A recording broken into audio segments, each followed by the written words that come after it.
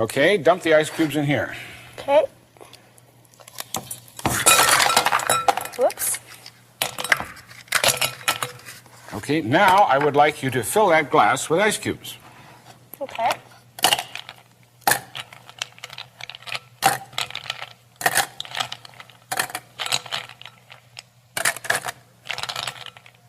Certainly full, right? Yeah. In fact, sticking over the top. Okay, next, I would like you to take these 2 glasses over to the sink and fill them both almost full of water. Then bring it back, okay?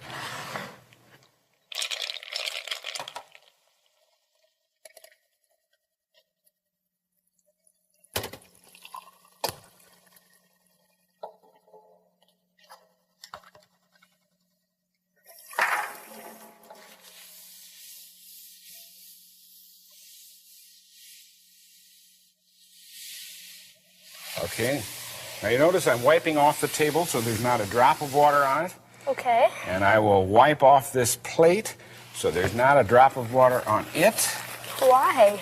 Well, you'll find out in just a moment, because I would like you now to use this long medicine dropper and take water from there and fill it, this glass, so that it's right to the very brim with water. Okay.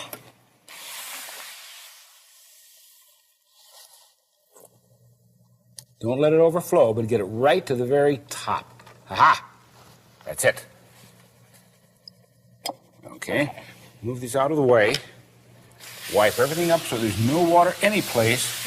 Now my question is, as the ice melts, will the water overflow over the top of the glass? I think so. Why? Well, because like you have the water, and the water is full to the top, and then you have the ice also, and like I think while the ice melts, it'll just overflow. Okay, that's one theory, and that's definitely a theory, right? Yeah. You know what a theory is. Well, there's another theory, which I would like to advance and see how you like that. As you know, ice expands when it freezes as compared to water. That's why ice floats, right? Yeah. Okay. So therefore, as the ice condenses, in other words, goes back into water, it should take up less space. Therefore, the water level will drop. Okay, yeah, I see. That's theory 2. Yeah. Now, there's a third theory. Obviously, the volume of the water is taking into consideration the ice that we've got in there.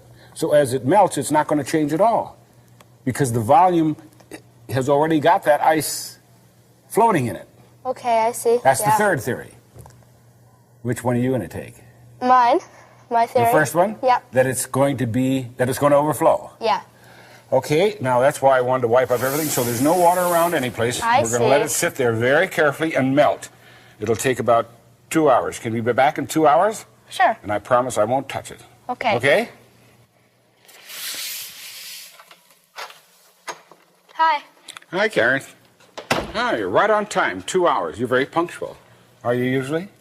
Most of the time. Okay. There's the glass that had the ice in it. Don't touch the counter now.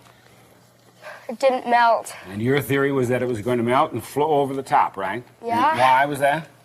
Well, the ice, like it was floating above the top of the glass, so I thought it would melt. Okay. That was Go one over. theory. That was no good. Now, the second theory was that the ice expanded as it would change from water to ice, therefore took up less space, so that as it melted, it would take up less space, so the water level ought to drop. Yeah. Did it? No. So the third theory, you remember now I told you that as you added water to the ice and you got it all to float, the level of the water took into effect the mass of the ice. Yeah. And therefore, as it melted, that water level is going to stay exactly the same. And that's what happened. Yeah.